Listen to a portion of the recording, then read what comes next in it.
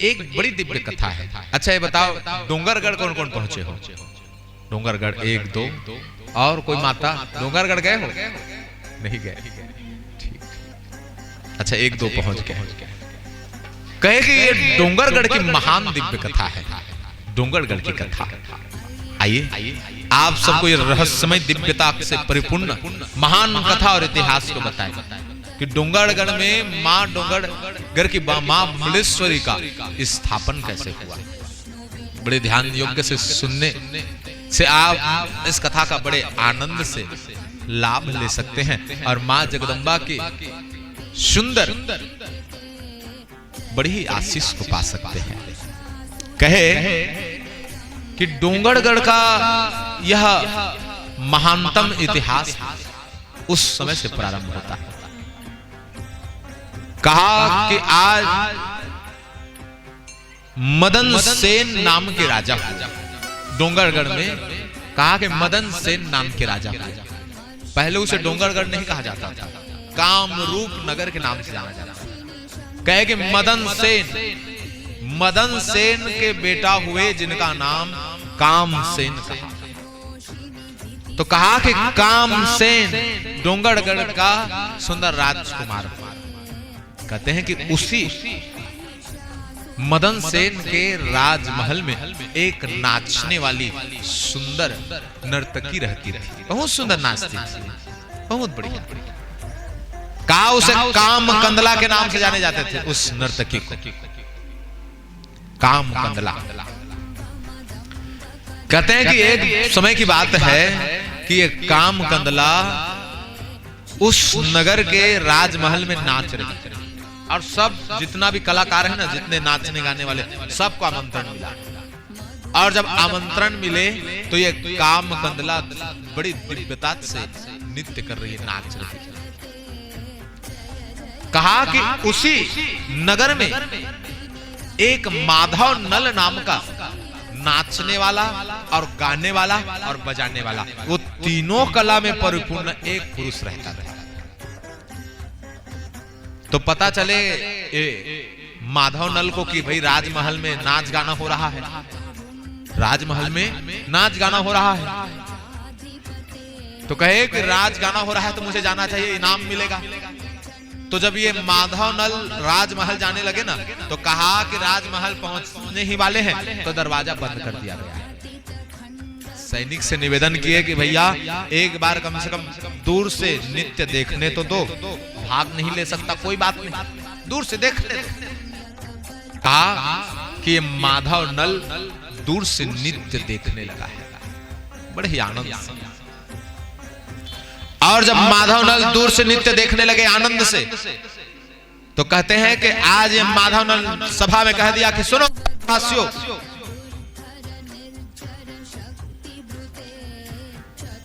ये जो नाच रही है ना, इनके नाच में, ये जो नाचने वाली है इसके नाच में त्रुटि है, त्रुटि है इसके नाच में।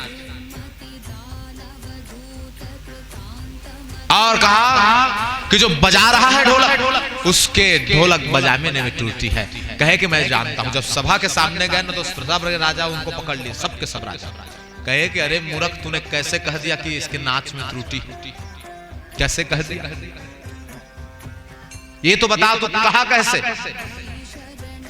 और ये बताइए जो ढोलक बजाने वाला है, इसके बाद में कैसे त्रुटि हो जाएगा? इतना सुंदर बजा रहा है, कैसे त्रुटि हो जाएगी?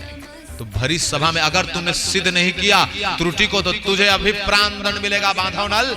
आज वो डोंगरगढ़ का राजा कहने लगा। और जब कहे ना, तो वो माधव नल कहता है कि मैं सिद्ध करता हूं। कहे कि महाराज, वो जो काम कंदला है नाचने वाली, उनके जो चरण में, कहा कि जो घुंघरू है ना, उस घुंघरू के एक दाने में, कहा कि एक दाना खाली है, उस घुंघरू का एक दाना पूरा खाली है, पूरा खाली है एक दाना। तो जब वो घुंघरू बाज रहा है, तो कहे कि सही से संगीत में वो घुंघरू बंद नहीं रहा है, इसलिए इनके नाच में त्रुटि है, नृत्य में त्रुटि है। जब घुंघरू में त्रुटि है, क्योंकि नर्तक का घुंघरू उनका प्राण होता है, नाचने वाले का घुंघरू प्राण होता है। कहे कि इस घुंघरू में त्रुटि है, अर्थात नित्य में त्रुटि है। जब देखा गया, चेक किए तो पाए कि सही बात है, इतना संगीत का ये ज्ञाता, दूर से सुन के ही त्रुटि को पकड़ लिया। कहा कि ढोलक बजाने वाले में कैसे त्रुटि है, तो कहे कि इनका एक उंगली नहीं है महाराज, और ये मोम का उंगली बना करके ढोलक बजा रहा है। कहा कि जब सत्य में वास्तविक उंगली नहीं है और मोम का बना करके उंगली बजा रहा है, तो कहा कि ये भी त्रुटि से भरा हुआ है, क्योंकि वास्तविकता और अवास्तविकता अलग अलग है। वास्तविक तो वास्तविक है महाराज। सब राजा ताली बजाए और ताली बजा करके उस माधव नल को इनाम दिए और कहा कि तू इस राज्य में प्रति दिवस नाचेगा, गाएगा और बजाएगा। कहा कि रोज नाचते गाते बजाते। तो जो काम कंदला है बड़ी सुंदर दिखती थी, नाचने गाने वाली। राजकुमार उस काम कंदला को सुंदर अतः प्रेम करने लग गए। कहा कि विवाह करूंगा तो उससे। राजकुमार कहते थे, राजा मना करते थे कि भाई वो नाचने गाने वाली है, और वो जो नाचने गाने वाला है माधव नल, वो भी उनको बड़ा चाहता था। एक दिन की बात कि ये काम कंदला नाच रही थी, नाच ही रही थी। उनके सीने में कहा कि एक भौरा आके बैठ गया। नाचते नाचते ये काम कंदला उस भौरे को उड़ा दी और कहा कि नाच को भी कटने नहीं दी, गीत संगीत में बिल्कुल जुड़ी रही और नित्य में सुंदर प्रांगत होकर के अपने नाच को सिद्ध कर दी। जब नाच को सिद्ध किए ना, तो राजा जो है माधव नल को इनाम देने लगे कि भाई तुम गाते अच्छे हो, बजाते अच्छे हो और नचवाते भी अच्छे हो। तो माधव नल कहे कि महाराज ये इनाम तो इस नर्तकी को दिया जाए। कौन है ये नर्तकी? तो माधव नल कहा कि काम कंदला। मैं जानता हूं कि उसमें क्या कला है महाराज, ये इनाम मैं उसे देता हूं। जैसे इनाम माधव नल काम कंदला को दिए, तो काम कंदला को भी माधव नल से बड़ा प्रेम हो गया। कहे वही उन्हें बड़ा प्रेम हो गया। अब ये राजकुमार को मालूम पड़े कि दोनों प्रेम करते हैं, तो राजकुमार माधव नल को कहा कि इस राज्य में तू दिखा तो तुझे मार डाला जाएगा। अब वो राजा का बेटा है, अब ये बेचारा नाचने गाने वाला, कहे कि भागना पड़ा। तो जब भागे तो डोंगरगढ़, जैसे डोंगरगढ़ आप सब गए हैं तो देखे हैं कि वहां बड़े बड़े पहाड़ हैं, गुफाएं हैं। तो कहे कि वो डोंगरगढ़ के गुफा में जाकर के बैठे, छुप गए। एक हाथ में बीना लिया। जब काम कंदला से उन्हें मिलना होता तो कहे कि वो बीना बजाता, और जैसे बीना बजाता रात्रि के समय, तो काम कंदला छुप करके अपने प्रीतम से मिलने को आती माधव नल से। बड़ा रोचक कथा है मां बमलेश्वरी का। कहे कि मिलने को आती थी डोंगरगढ़ के गुफा में, और मिलने को आती तो व्यास आज सुंदर संत कहते हैं कि वो माधव नल से मिल करके वापस चली जाती। एक दिन की बात कि राजकुमार देखे कि रोज कहां जाती है, पता किया जाए, रात्रि के समय कहीं ना कहीं गायब हो जाती है। पता किए तो ये माधव नल से मिलन को हो जाती है। कौन? ये काम कंदला। राजकुमार कहे कि इसको सत्य में इसे खोजा जाए कि बात सत्य है कि नहीं, पता किया जाए। तो पता चले कि बिल्कुल सत्य है। तो राजकुमार कहे कि काम कंदला को कुछ मत कहो, उनकी जो सखी है उनको बुलाओ, और उनके सखी को बुलाए और लालच दे दिए कि तुझे इतना स्वर्ण दूंगा, इतना चांदी दूंगा कि तेरा जीवन बन जाएगा, बस एक बार तुम माधव नल को पकड़वा दो। बस राजकुमार आज मिलने के लिए बीना बजाया गया, और जब बीना बजाए, जब बजे बीना के तान, तो कहा कि आज ये काम कंदला दौड़ी है उस गुफा की ओर, और जब दौड़े तो उनके पीछे पीछे सैनिक भी जा रहे हैं। भगवान की ऐसी कृपा हुई कि ये माधव नल को पता चल गया कि भैया अब पकड़ने वाला हूं, अब पकड़ाने वाला हूं, अब ये नहीं छोड़ेगा। आज ये माधव नल गुफा से निकले, और निकल करके आज कहा कि डोंगरगढ़ के गुफा से निकल करके उज्जैन नगरी पहुंच गए। पहले छत्तीसगढ़ और मध्य प्रदेश एक था, जंगल जंगल डोंगरगढ़ के गुफा से निकल के कहे कि आज वो उज्जैन नगरी पहुंच गए, जहां भगवान महाकाल विराजते हैं। प्रेम से बोले महाकाल भगवान की जय। उज्जैन नगरी जब पहुंचे ना तो वहां महाराज विक्रमादित्य रहते थे और वो सम्राट थे। सम्राट कहे कि सम्राट थे विक्रमादित्य। विक्रमादित्य इसको जानता था, इनके कला को जानता था। दरबार में आए माधव नल तो कहा कि महाराज मेरी रक्षा करो। कहे कि किससे? तो मेरी राजा से मेरी रक्षा करो, राजकुमार से मेरी रक्षा करो। क्यों? तो कहा कि एक प्रेमी जोड़े को ये मिलने नहीं दे रहे हैं और हमारे विनाश के लिए चक्रव्यूह रच रहे हैं। आज जब कहे ना तो ये महाराज विक्रमादित्य स्वयं अपनी सेना लेकर के डोंगरगढ़ में आक्रमण किए और आक्रमण करके पूरा डोंगरगढ़ का विनाश कर दिया, पूरा डोंगरगढ़। लेकिन महाराज विक्रमादित्य के मन में एक शंका जाग गया था, अरे मैं जिस प्रेमी और प्रेमिका के लिए इतने लोगों को मार रहा हूं, सही में इनके मन में प्रेम है कि नहीं? सही में इनके मन में प्रेम है कि नहीं?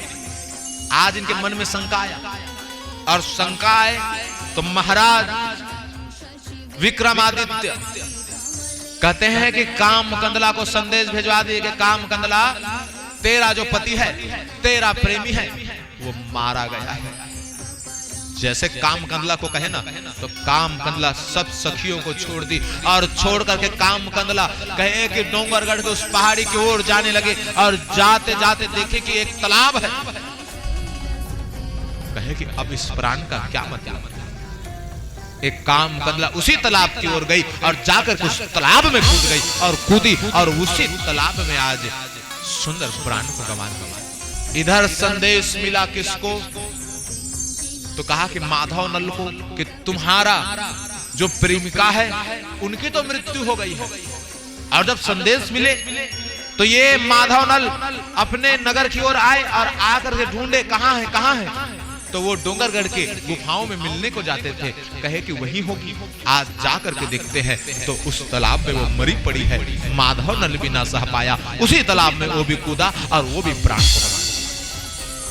दोनों मरे, दोनों की मृत्यु हो गई। अब विक्रमादित्य महाराज को पता चला कि भाई इनका प्रेम तो अखंड प्रेम था, ये दोनों के दोनों चले गए। विक्रमादित्य फूट फूट करके रोने लगा।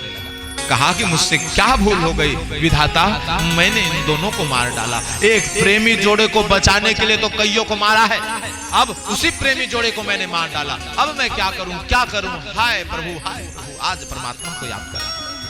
कहा कि कौन मेरी सहायता करेगा? कहे कि मां के सिवा अब कोई सहायता नहीं कर सकता। विक्रमादित्य अपनी इष्ट माता कहे कि आज बंगलामुखी की आराधना किए और मां बंगलामुखी प्रकट हो गए। प्रेम से बोले बंगलामुखी मैया की जय, जगदम्बा मैया की जय। बंगलामुखी प्रकट। बंगलामुखी से कहे कि मां इन प्रेमी जोड़ों को जीवित कर दो। मां भले मेरा प्राण हर लो, लेकिन इस प्रेमी जोड़े को जीवित कर दो। बंगलामुखी कहे कि विक्रम, तेरा करुणा रूपी हृदय बड़ा अताह है रे, तुझे आशीष देती हूँ। तेरे लिए इस प्रेमी जोड़े को मैं पुनः जीवित करती हूँ। अभी अभी प्राण उखड़ा है। कहा कि जीवित करती हूँ। मां बंगलामुखी उन दोनों प्रेमी जोड़े को जीवित कर दिए माता। और जब जीवित किए तो सब ने प्रणाम किए और आज अभ्रंश हो गए सब। बंगलामुखी है डोंगरगढ़ के जो माता है ना, उनका नाम वास्तविक नाम बंगलामुखी है, लेकिन अभ्रंश होने के कारण, बिगड़ जाने के कारण उनका नाम बमलेश्वरी पड़ गया। जैसे कि स्टेशन, स्टेशन कहा जाता है, उसे बहुत से लोग स्टेशन कह देते हैं। अभ्रंश हो गया ना, स्टेशन जाना है, स्टेशन को स्टेशन कह देते हैं। यही बात है कि मां बंगलामुखी को बमलेश्वरी कह दिया गया और आज डोंगरगढ़ में मां बंगलामुखी सुंदर बमलेश्वरी के नाम से पूजी जा रही है। और मां बंगलामुखी कहे कि सुनो विक्रमादित्य, जो भी प्रेमी जोड़ा मेरे दरबार में आएगा उनका कल्याण हो जाएगा। जो दंपत्य पति पत्नी आकर के मेरा आशीष लेगा, हे विक्रमादित्य मैं उनका सदा कल्याण करूंगी। विक्रमादित्य कहे कि मां आप सदा इसी स्थान में, इसी डोंगरगढ़ के सुंदर पहाड़ों में विराजना, और हे बंगलामुखी मां सदा मनुष्य के ऊपर कल्याण करना। आज कहे तो बंगलामुखी वही विराजी और बमलेश्वरी के नाम से जाना गया। प्रेम से बोले बमलेश्वरी मैया की जय। जय जय भवानी।